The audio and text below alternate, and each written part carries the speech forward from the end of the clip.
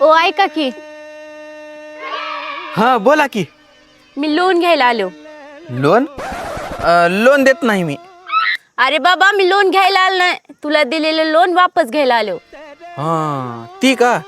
ती मी खर्चलो की. होय रे बाबा, तू ती खर्चलास, पण ती परत भरायला पण लागतंय ना. हा पण ती माझ्याकडे पैसे नाहीत ना भरायला आता.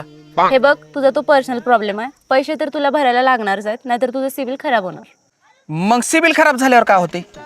अरे मग तुला हाय रेटने लोन भेटतंय. हा मग भेटू दे की, तेव्हा तर मी कुठं वापस देणार आहो. बहुतेक तुमच्या डोक्यात वा झाल्यात.